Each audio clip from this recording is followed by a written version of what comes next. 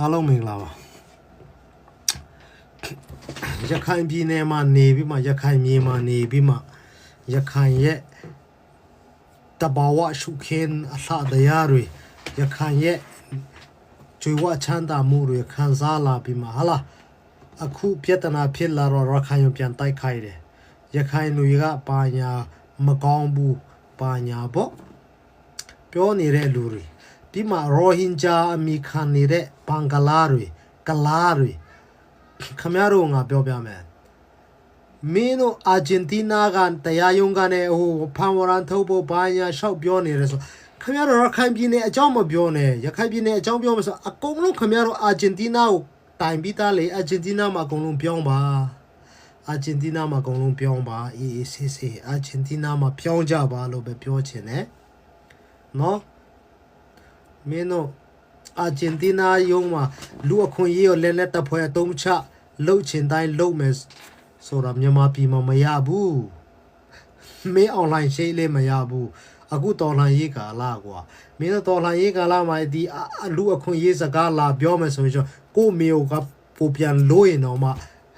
မရဘူးဆိုတာကျွန်တော်ပြက်ပြောချင်တယ်ရခိုင်ပြည်နယ်မှာနေချင်းရခိုင်လူတွေနဲ့ပူပေါင်းဆောင်ရရမယ်ရခိုင်မြေမှာနေချင်းရခိုင်နဲ့အတူနေဖို့အဆင်ပြေဖို့လိုတယ်အဲ့ဒီတလို့မြန်မာတနိုင်ငံလုံးမှာနေချင်းတယ်ဆိုလို့ရှိရင်မြန်မာတနိုင်ငံလုံးကလူတွေနဲ့အားလုံးနဲ့အဆင်ပြေအောင်နေဖို့လိုတယ်အဲ့တော့ရိုဟင်ဂျာဆိုတဲ့နာမည်ခံချင်တယ်ဆိုရင်တော့မှတမိုင်းကိုပြန်စီရလိမ့်မယ်ရိုဟင်ဂျာဆိုတာကျွန်တော်အရင်ကတည်းကပြောတယ်ဘင်္ဂလားဒေ့ရှ်တမိုင်းမှာလည်းမရှိဘူးအိန္ဒိယတမိုင်းမှာလည်းမရှိဘူးပါကစ္စတန်တမိုင်းမှာလည်းမရှိဘူးရိုဟင်ဂျာဆိုတဲ့စကားလုံးနဲ့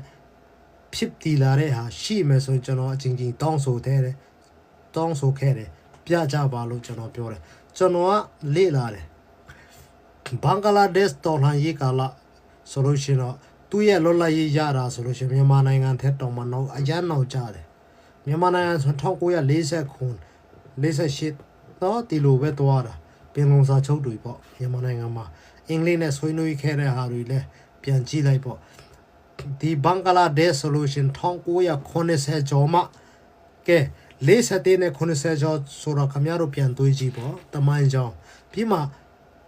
ဘင်္ဂလားဒေ့ရှ်တမိုင်းကရှေ့ကြပါတယ်တိုးတော့နိုင်ငံမဖြစ်ခဲ့ဘူးအဲ့သူ့ရဲ့သူကပဲလက်အောက်မှာရောက်ခဲ့တယ်လေဆိုတော့လည်းခင်ဗျားတို့သိမှာပါပြန်လေ့လာပေါ့ရိုဟင်ဂျာ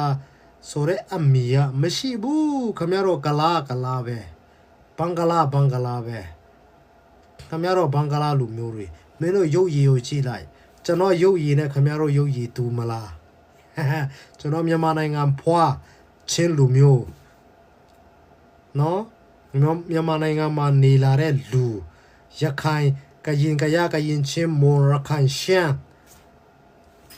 ဒီရုပ်ဒီရည်နဲ့ခင်ဗျားတို့ရုပ်ရည်ကတူသလားကြည့်ပါနော်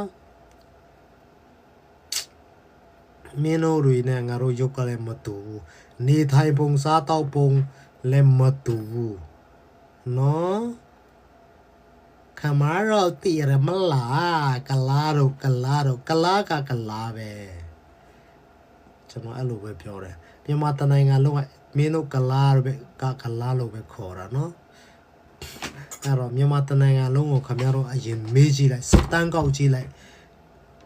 ရိုဟင်ဂျာဆိုတာရှိသလားလို့မြန်မာတနိုင်ငံလုံးကိုစစ်တမ်းကောက်ကြည့်လိုက်ရခိုင်ပြည်နယ်ထဲမဟုတ်ဘူးနော်တနိုင်ငံလုံးကလည်းမခံတာစစ်ကောင်စီလိုအာရာရှင်ဆိုတဲ့စစ်ကောင်စီကတော့မင်းတို့လည်းမခံဘူးမင်းတို့ဟိုတီခိုင်းလိမ့်မယ်ဒါမဲ့လက်မခံဘူးတကယ်လဲတွေ့ကြရင်ခင်ဗျားတို့မြင်မှထားအဲ့တော့ခင်ဗျားတို့ရဲ့လူကြီးတွေဟိုအနောက်နိုင်ငံမှာရောက်တဲ့လူကြီးတွေအာဂျင်တီးနားတရားရုံးမှာဟိုဖန်ဝရန်ထုတ်ဖို့ဟိုဖတ်ဖို့တိုလို့ဖို့ဖန်ဖို့ဆိုတော့ခင်ဗျားတို့အာဂျင်တီးနားနိုင်ငံမှာအကုန်လုံးပြောင်းပါလို့နော်မင်းတို့ဟိုမှာထောက်ခံနေတဲ့လူတွေရှိနေတာပဲပြောင်းပါလို့မြန်မာနိုင်ငံမှာခင်ဗျားတို့နေရာမရှိဘူးဘယ်သူမှမထောက်ခံဘူးခင်ဗျားတို့မြန်မာတနိုင်ငံလုံးတိုင်းသားအားလုံးကလည်းမထောက်ခံဘူးလို့ဒီမှာမအားလာလို့စေအနာရှင်ပါလို့ပြောနေတဲ့လူကလည်းခင်ဗျားတို့မထောက်ခံဘူးလို့နော် ပွန်ပွန်လင်းလင်းပြောပြရစီဒါကြောင့်ခမရတို့လူကြီးတွေအားလုံးကိုပြောအာဂျင်တီးနားကိုအကုန်လုံးပြောင်းပါအဲ့ကနဲ့အဲ့မှာမင်းတို့လူအခွင့်အရေးပေးပါလိမ့်မယ်မြန်မာနိုင်ငံမှာလူအခွင့်အရေးအခုချိန်မှာမရှိသေးဘူးလို့နော်ဘာကိုဘာမှမရှိသေးတာတော်လှန်ရေးကာလဖြစ်နေတယ်မင်းတင်လာငါတင်လာဒီလိုယုံရင်ဆန်ခတ်ဖြစ်နေတဲ့အချိန်မင်းလာငါလာဖြစ်နေတဲ့အချိန်လူအခွင့်အရေးမရှိဘူးမင်းတို့အကူအညီလည်းမကူညီနိုင်ဘူးအဲ့တော့တရားစွဲဖို့ပဲတည်တယ်ဆိုတော့အာဂျင်တီးနားနိုင်ငံမှာအကုန်လုံးပြောင်းပါလို့မင်းတို့လူကြီးတွေအားလုံးကအစအောက်ခြေကရိုဟင်ဂျာနာမီခန်ချင်တဲ့ကလာစုပ်ကလာပြဲတွေအကုန်လုံးပြောင်းပါလို့ကျွန်တော်အနေနဲ့တိုက်တွန်းချင်တယ်ရခိုင်ပြည်နယ်မှာခမရတို့မနေနဲ့ရခိုင်ပြည်နယ်ကခမရတို့နေမြေမဟုတ်ဘူးโอเคရခိုင်ပြည်ဟာရခိုင်တွေပိုင်တဲ့နေမြေနော်ခမရအမေရိကမှာခမရလူဦးရေတန်90ရှိတော့အမေရိကခမရပိုင်လို့မရဘူးတရောင်းစားတွေမထားကိုမီကိုလူတွေမထားရိုင်းတော့နောက်ဆုံးတော့ပြောပြရစီ